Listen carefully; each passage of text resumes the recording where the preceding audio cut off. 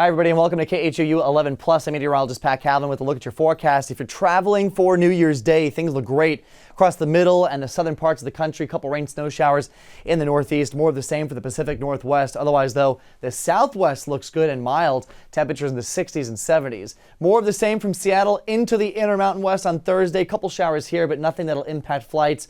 Some rain and snow still in the northeast. And then by Friday, I think some lake effect snow gets going. So Cleveland into Buffalo could be impacted. And then more rain and snow still Pacific Northwest while the rest of the country stays quiet. Ringing in the new year, though, for us here in Houston at midnight, beautiful weather. Chilly, but nice. Clear skies, dry conditions, temperatures around 49 degrees once the clock strikes 12. Here in the city, but we'll be in the low to mid 40s once you get out of the city. And again, that's at midnight. By tomorrow morning, we're going to be even colder. And a breeze at times will make it feel a bit chillier as well. So definitely jacket weather if you're going to be out tonight. Traveling tomorrow, here's your region by region forecast for New Year's Day. Brisk, breezy with rain and snow showers for the northeast.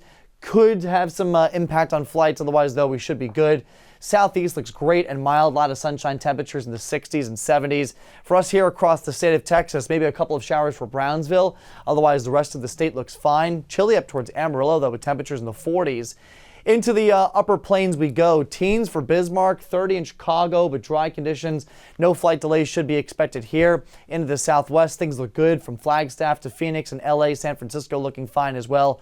And then rain and snow here from Medford, possibly up towards Seattle as well. Heavier snow out towards Boise. As you get into Idaho, this will be your big travel issue for the day on New Year's Day. So for tomorrow, that's pretty much it across the country. Here at home, though, mild with sunshine for today. Getting into tomorrow, again, a brisk start. Temperatures in the 40s. We'll recover, though, with tons of sunshine. Temperatures back to the low 60s as your high.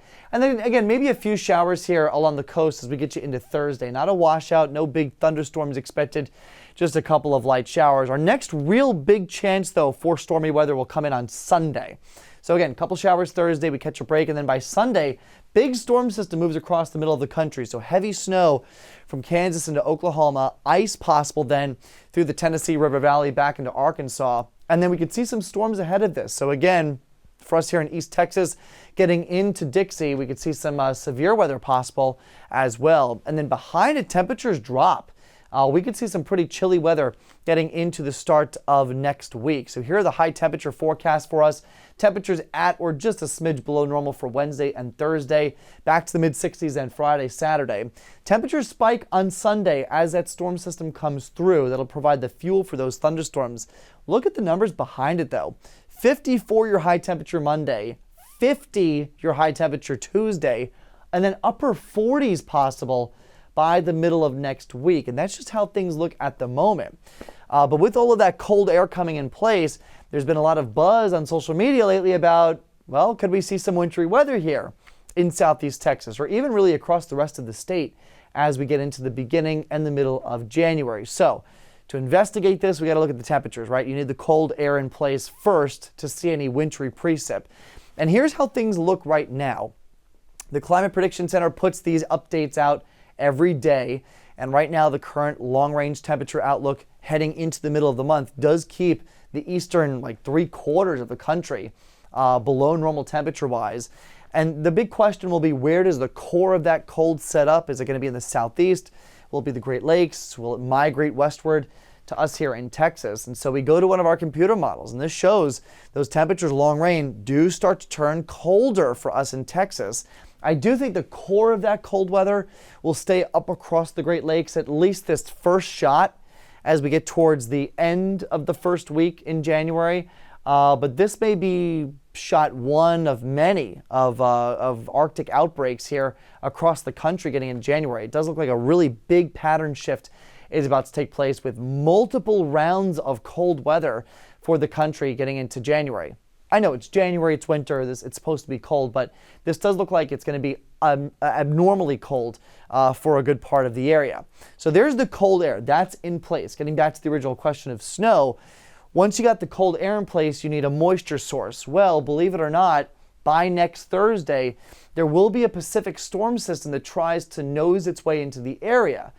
So there's a lot of variables now at play. The first, of course, is how much cold air is available. Is it deep enough? Is it cold enough? And the next question is, how much moisture is available? And then finally, the final ingredient is you need both of those things to just match up perfectly. So this is the latest run of, I believe this is the American GFS computer model. Notice it does show some blue on the map, so there could be some wintry precipitation out towards West Texas as you get into Big Bend, getting into the Midland area, up into the high plains. And this area is not immune to wintry weather. This is actually not totally out of the ordinary for these areas. The question, though, is will there be enough cold air in place for that wintry precipitation to make it to places like Austin, to Waco, maybe to San Antonio? And then can it get to us here in Houston? So there's still a lot of hurdles for us to jump over for this to be a potential, but the chance isn't zero. So it's a forecast we're going to have to keep a very close eye on over the next week to week and a half, but we should start to get a better idea probably by Sunday, Monday, and Tuesday. So just keep checking back with this forecast. Obviously a very important forecast for here in Southeast Texas, but as it stands right now, there's no real chance for snow in Houston, but there is a potential for wintry weather across Texas by next week. Look at some of these wind chills, though, across the nation for that time frame, January 8th to the 10th. I mean, wind chills below zero, getting into Kansas and single digits for Arkansas and Oklahoma. For us in Texas, 20s and 30s, nothing that we're really not, nothing that's really that unusual for us during the month of January. But again, once we get towards January 10th time frame, notice this bigger push of cold air making its way down the Rockies. That's a bout of cold air that we're going to have to keep an eye on, because typically that's how these real Arctic outbreaks happen here in Texas. They come in from the north and they ride along the leading edge of the Rockies, and then just kind of pools and pushes down into Texas. So we'll have to keep an eye to see on where this goes. This is as far out, though, as these models go.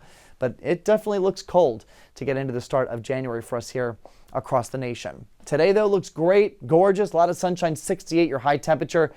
Getting into tonight, as we bring in 2025, 45 will do it for your low temperature. Again, 49, though, at midnight, clear skies, no rain, no problems. There's your 7-day forecast, 61 your high temperature for New Year's Day.